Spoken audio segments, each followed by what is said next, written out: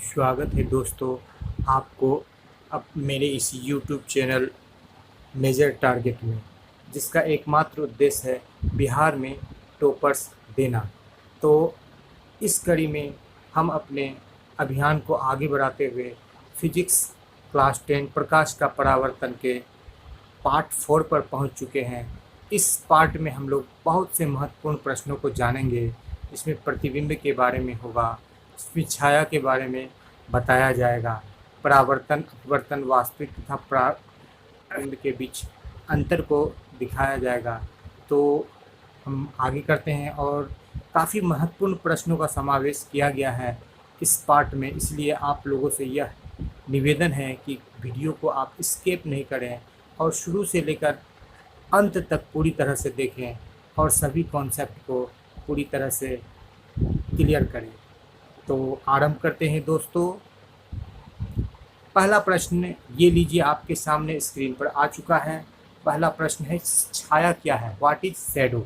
जी हाँ दोस्तों, जब किसी अपारदर्शी वस्तु से टकराती है तब उस वस्तु के पीछे काली धुंधली आकृति बनती है, जिसे छाया कहा जाता है। छाया बनने के लिए आवश्यक है कि वस्तु पर पूरी तरह से प्रकाश पड़े। कहने का तात्पर्य है कि इस वस्तु पर सूर्य की जो प्रकाश पड़ रही है तो ये छाया तब बनेगा कि इस पर चारों तरफ किनारे में भी प्रकाश पड़ेगा। इस पर यहाँ पर बीच में एक टॉर्च बार देंगे तो यहाँ पर ये छाया नहीं बन पाएगा, क्योंकि छाया बनने का शर्त है कि चारों ओर किनारे पर भी प्रकाश पड़ना चाहिए। क्लियर है कॉन्सेप्ट दोस्तों? आप कमेंट बॉक्स में ज़रूर सभी पहलुओं को लिखेंगे। जहाँ भी कॉन्सेप्ट में किसी तरह की दिक्कत होगी तो उसे ज़रूर आप मेंशन करेंगे। तो आगे बढ़ते हैं और चलते हैं हम लोग अगले पृष्ठ पर। अगला प्रश्न हम लोग देखते हैं, प्रतिबिंब क्या है? What is image? प्रतिबिंब क्या है? What is image? जी हाँ दोस्तों, प्रतिबिंब क्या है? What is image? तो जब कोई प्रकाश किरण किसी वस्तु या बिंब से चलकर किसी दर्पण या लेंस से परावर्तन या अपवर्तन के बाद, जी हाँ दोस्तों, यहाँ पर दो शब्दों का बताया गया है। दर्पण से परावर्तन होता है और लेंस से क्या होता है? अपवर्तन होता है। तो जब कोई प्रकाश किरण किसी वस्तु या बिंब से चलकर किसी दर्पण या लेंस से परावर्तन या अपवर्तन के बाद जिस बिंदु पर कटती है या कटती हुई प्रतीत होती है, उस बिंदु या बिंदु क्षेत्र को उस वस्तु का क्या कहा जाता है दोस्तों? प्रतिबिंब कहा जाता है। जी हाँ दोस्तों, जब कोई प्रकाश किरण किसी वस्तु या बिंब से चलकर दर्पण या लेंस से परावर्तन या अपवर्तन के बाद जिस बिंदु पर कटती है या कटती हुई प्रतीत होती है, उस बिंदु या बिंदु क्षेत्र को उस वस्तु का प्रतिबिंब कहा जाता है। तो यहाँ पर देख रहे हैं कि इस एप्पल से एक प्रकाश किरण चल रही है। यहाँ पर हम लोग को एरो दे देना है और ये प्रकाश किरण यहाँ से इस दर्पण से टकराने के बाद इधर परावर्तित हो गई। एक किरण यहाँ से पी पर आया जो कि इस एप्पल का एक छोटा और वास्तविक प्रतिबिंब यहाँ पर बनाता है। ये एप्पल का क्या है दोस्तों? प्रतिबिंब है। एप्पल का क्या है दोस्तों? प्रतिबिंब है। तो आगे चलते हैं दोस्तों, आगे देख लेते हैं प्रतिबिंब के प्रकार, टाइप्स ऑफ इमेज। वास्तविक प्रतिबिंब जिसको हम लोग रियल इमेज कहते हैं, और काल्पनिक प्रतिबिंब या आभासी प्रतिबिंब जिसको हम लोग वर्चुअल इमेज कहते हैं। जी हाँ दोस्तों, तो वास्तविक प्रतिबिंब तब बनता है जब किसी वस्तु से परावर्तित किरणें वास्तव में किसी बिंदु पर मिलती। कैसी मिलती? वास्तव में। यहाँ पर वास्तविक प्रतिबिंब का यहाँ पर जो चित्र बनाया गया है दोस्तों, वो चित्र यहाँ पर आ गया है।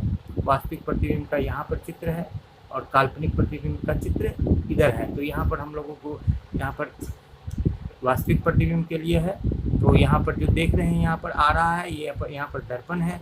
इसे टकराने के बाद और यहाँ पर इस तरह से ये यहाँ पर आकर के ये प्रतिबिंब बन रहा है। हम लोग एरो देंगे तो ये वास्तविक प्रतिबिंब है। इसका ये वाला यहाँ पर चित्र है और ये काल्पनिक प्रतिबिंब। काल्पनिक प्रतिबिंब में हम लोग देखेंगे दोस्तों कि जो वास्तविक लाइन होगी उसमें हम लोग एरो यानी कि तीर का निशान देंगे, और जो काल्पनिक लाइन होगी उस पर हम लोग डॉट डॉट देंगे, जैसे यहाँ पर दिखाया गया है। तो काल्पनिक प्रतिबिंब हमेशा सीधा होती है, ये दिखाया गया है, और वास्तविक प्रतिबिंब हमेशा क्या होती है दोस्तों? उल्टी होती है। यहाँ पर देखिए सेब का पत्ता आप नीचे चला गया है।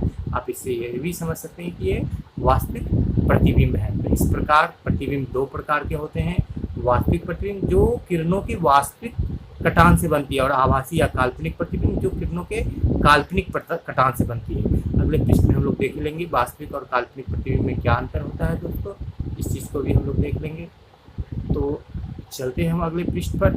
तो यहाँ पर हम लोग देखते हैं कि काल्पनिक तथा वास्तविक प्रतिबिंब में क्या अंतर है। तो यह किरणों के काल्पनिक या आभासी कटान से बनता है और ये वास्तविक कटान से बनता है। किरणों के कैसे कटान से?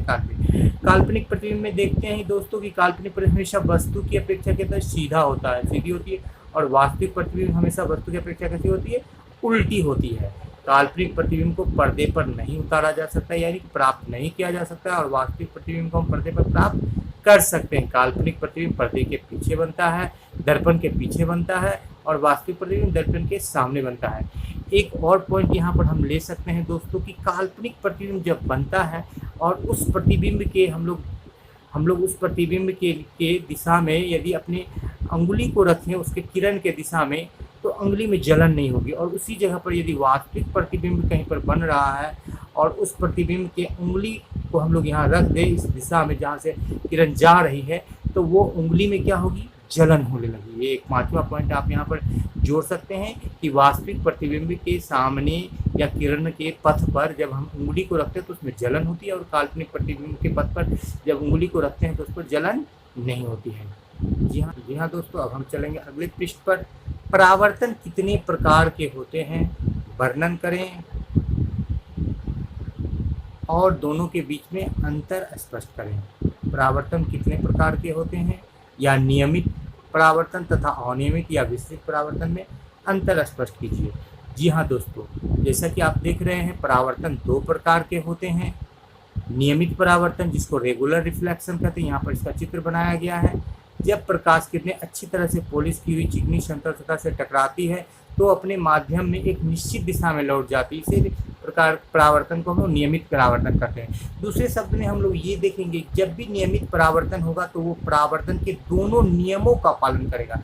वो क्या करेगा? परावर्तन के नियमों का पालन करेगा। परावर्तन के नियम क्या है, जो कि हम लोग पिछले पार्ट में पढ़ चुके हैं दोस्तों, कि आपतित किरण, अपवर्तित किरण और डाला गया लंब एक ही बिंदु पर होते हैं, और आपतन कोण यानी कि एंगल ऑफ इंसिडेंस और एंगल ऑफ रिफ्लेक्शन यानी कि कोण I इक्वल टू कोण R, ये दोनों चीज़ क्या होते हैं दोस्तों? बराबर होते हैं। तो नियमित परावर्तन में दो बातों को जानना है कि आपतित किरण, अपवर्तित किरण और डाला गया लंब एक ही बिंदु पर होते हैं, और साथ ही साथ क्या होता है कि कोण I बराबर क्या होते हैं दोस्तों? कोण R होता है दोस्तों। ये नियमित परावर्तन में होता है। विस्तृत परावर्तन में देखेंगे कि जब दर्पण के द्वारा नियमित परावर्तन को दिखाया जाता है। यहाँ पर हम लोग एग्जाम्पल ले सकते हैं, क्या चीज़? दर्पण। नियमित परावर्तन कौन दिखाता है? दर्पण। समतल दर्पण, उत्तल दर्पण, अवतल दर्पण। यदि परावर्तक सतह कैसा रहेगा? समतल नहीं हो, अनियमित हो, जैसे चूर्ण किया हुआ शीशा या उबड़ खाबड़ सतह, तो वहाँ से जो परावर्तन होगा उसको हम लोग विस्तृत परावर्तन कहेंगे। और ठीक उसी प्रकार विस्तृत परावर्तन में दोस्तों जो परावर्तन के नियम है, आपतित किरण, अपवर्तित किरण और डाला गया लंब, ये दोनों क्या होंगे? आपस में बराबर नहीं होंगे। विस्तृत परावर्तन इस तरह से उबड़ खाबड़ सतह होगा, जब इसमें डाला जाएगा आपतित किरण, अपवर्तित किरण और ये लंब, तीनों एक ही बिंदु पर नहीं होंगे, और कोण I is not equal to कोण R होगा। कोण I कोण R के बराबर नहीं होगा दोस्तों। तो ये और विस्तृत परावर्तन किसके द्वारा दिखाया जाएगा? रगड़े चूर्ण किया हुआ शीशा के द्वारा दिखाया जाएगा, या किसी उबड़ खाबड़ सतह के द्वारा दिखाया जाएगा। यह दोस्तों, तो ये कॉन्सेप्ट आपको क्लियर हो गया है। तो अब हम लोग चलते हैं अगले पृष्ठ पर। वक्र सतहों से परावर्तन। जी हाँ दोस्तों, वक्र सतहों से परावर्तन की बात करते हैं। केवल समतल सतह ही नहीं प्रकाश का परावर्तन नहीं होता है, वक्र सतहों के द्वारा भी प्रकाश का परावर्तन होता है। एक चम्मच की सतह से परावर्तन को यहाँ पर दिखाया गया है। जहाँ तक चम्मच का सवाल है तो दोस्तों, तो चम्मच में क्या होता है कि दोनों ही होते हैं। जिधर से हम लोग खाते हैं, यहाँ पर आपको चम्मच दिखाया जा रहा है, ये खाने वाला जिधर से हम लोग किसी भोजन को लेकर के खाते हैं, तो वो ये वाला जो इसका पोजीशन होता है, जो आगे वाला होता है, ये अवतल दर्पण का उदाहरण होता है। और जो ये पीछे वाला होता है, जिसको यदि उलट के हम लोग रख दें इस चम्मच को, तो ये किस चीज़ का उदाहरण होगा दोस्तों? ये उत्तल दर्पण का उदाहरण होता है। इस प्रकार एक चम्मच के द्वारा हम आसानी से प्रैक्टिकली उत्तल और अवतल दर्पण को याद कर सकते हैं। उत्तल दर्पण क्या होता है, जिसका परावर्तक सतह उभड़ा हुआ हो उत्तल दर्पण, और जिसका परावर्तक सतह धंसा हुआ हो वो अवतल दर्पण। जिधर से हम लोग खाते हैं वो अवतल दर्पण हुआ, चम्मच का वो पार्ट क्या हो गया अवतल, और जिधर से हम लोग नहीं खाते हैं वो हो गया उत्तल। तो अवतल को हम लोग कनकेव भी कहते हैं, केव मतलब गुफा होता है, यहाँ से भी हम लोग याद कर सकते हैं। तो ये अवतल और उत्तल को आप चम्मच को लेकर के आसानी से कॉन्सेप्ट को याद कर सकते हैं, जिधर से खाते हैं वो क्या है अवतल, तो दूसरा वाला पार्ट आपको खुद ब खुद याद हो जाएगा दोस्तों। ठीक है, तो यहाँ पर हम लोग जान चुके हैं कि समतल सतह के साथ साथ क्या होता है कि वक्र सतह के द्वारा भी परावर्तन की घटना को दिखाया जाता है। अब हम लोग लेते हैं दर्पण क्या है, इसके विभिन्न प्रकारों के नाम लिखकर उन्हें परिभाषित करें। जी हाँ दोस्तों, दर्पण वह चिकना सतह जो निश्चित नियम के अनुसार प्रकाश का परावर्तन करा सके दर्पण कहलाता है। दर्पण का एक सतह अवश्य रजतित होना चाहिए, रजतित कलई या पॉलिश जो यहाँ पर दिखाया गया है, इस तरह से हम लोग पॉलिश करते हैं, कलई करते हैं आयरन ऑक्साइड के द्वारा या चांदी के द्वारा या मरकरी के द्वारा ये पॉलिश किया जाता है। तो कम से कम एक सतह दर्पण का क्या होना चाहिए, एक सतह क्या होना चाहिए दोस्तों, ये पॉलिश किया हुआ होना चाहिए। तो दर्पण के कई सारे प्रकार होते हैं, यहाँ पर समतल दर्पण, प्लेन मिरर, ऐसा दर्पण जिसका परावर्तक सतह समतल और समतल दर्पण कहलाता है, जैसे घरों में उपयोग होने वाला दर्पण। यहाँ पर समतल दर्पण का चित्र दिया गया है दोस्तों, इस तरह से यहाँ पर इसके परावर्तन को दिखाया गया है, रिफ्लेक्शन को दिखाया गया है, इस तरह से इसके रिफ्लेक्शन को दिखाया गया है। अब हम लोग चलते हैं अगले पृष्ठ पर। गोलीय दर्पण, स्फेरिकल मिरर। गोलीय दर्पण क्या होता है कि किसी खोखले गोले का काट होता है, जैसे ये खोखला गोला इसको काट दिया गया, अब इस पर हमारा मर्जी है कि इधर पॉलिश करें या इधर पॉलिश करें। यदि उभरे हुए तल पर पॉलिश कर लेंगे तो ये अवतल दर्पण बन जाएगा, और दबे हुए तल पर पॉलिश कर देंगे तो ये बन जाएगा उत्तल दर्पण। तो गोलीय दर्पण ऐसा दर्पण जिसका परावर्तक सतह गोलीय हो, गोलीय दर्पण कहलाता है। गोलीय दर्पण एक खोखले गोले का काट होता है, यहाँ पर हम लोग काट लिखेंगे, ट लिखेंगे, काट होता है। पॉलिश करने के आधार पर गोलीय दर्पण दो प्रकार में के होते हैं। अवतल दर्पण जिसको हम लोग कनकेव मिरर, जैसा कि आपको हम लोगों ने चम्मच के साथ दिखाया था, चम्मच का जो ये ऊपर वाला हिस्सा जिधर से हम लोग खाते हैं, ये वाला ये जिधर से हम लोग खा रहे हैं, ये अवतल दर्पण का उदाहरण था। केव, इसमें केव गुफा की तरह बन रहा है, आप देख रहे हैं दोस्तों ये गुफा की तरह बन रहा है यहाँ पर। ठीक है, तो जिसका ऐसी गोलीय दर्पण जिसके उभरे हुए तल पर पॉलिश कर दबे हुए तल से प्रकाश का परावर्तन किया जाता है, उसको हम लोग अवतल दर्पण कहते हैं। जैसे सैलून में हजामत के रूप में जो दर्पण उपयोग किया जाता है वो अवतल दर्पण का उदाहरण है। ठीक है दोस्तों, अब हम लोग आगे चलते हैं, उत्तल दर्पण को ले लेते हैं। ऐसा दर्पण जिसका गोलीय सतह दबे हुए तल पर पॉलिश कर उभरे हुए तल से प्रकाश का परावर्तन कराया जाता है, वो उत्तल दर्पण कहलाता है। उत्तल दर्पण का उपयोग वाहनों में साइड मिरर के रूप में किया जाता है। दर्पण के उपयोग को हम लोग अलग से देख लेंगे। उत्तल दर्पण और अवतल दर्पण के उपयोग जो है दोस्तों वो काफ़ी महत्वपूर्ण है। यहाँ पर परवलयिक दर्पण, सिंपल सा कॉन्सेप्ट है, आप परवल जरूर खाते होंगे दोस्तों, और परवल को यदि आप खाते हैं तो परवलयिक दर्पण परवल की तरह होगा, ये पूरी तरह से गोल नहीं होकर क्या हो जाएगा, ये थोड़ा सा टेढ़ा हो जाएगा। क्या हो जाएगा, थोड़ा सा टेढ़ा हो जाएगा इस तरह से। ऐसा दर्पण जिसका परावर्तक सतह पूरी तरह से गोलीय नहीं हो परवलयिक दर्पण कहलाता है। परवलयिक दर्पण के समान उपयोग नहीं है, प्रयोगशाला तथा विज्ञान प्रदर्शनी में इसका उपयोग किया जाता है। जी हाँ दोस्तों, तो परवल से आप लोग याद रख सकते हैं परवलयिक दर्पण, परवल से आप याद रख सकते हैं परवलयिक दर्पण। परवल पेट्रोल जिसको बोलते हैं, वैज्ञानिक नाम ट्रिकोसेंथस डियोइका। जी हाँ दोस्तों, ट्रिकोसेंथस डियोइका। परवल से आप परवलयिक दर्पण को याद रख सकते हैं। आगे बढ़ते हैं और इस तरह से आज का हमारा ये पाठ समाप्त होता है।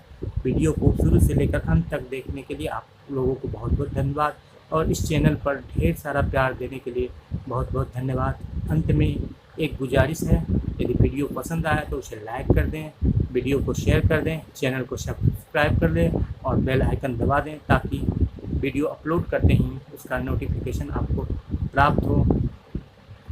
इसी के साथ अगले पार्ट को लेकर फिर आपके बीच हाजिर होंगे।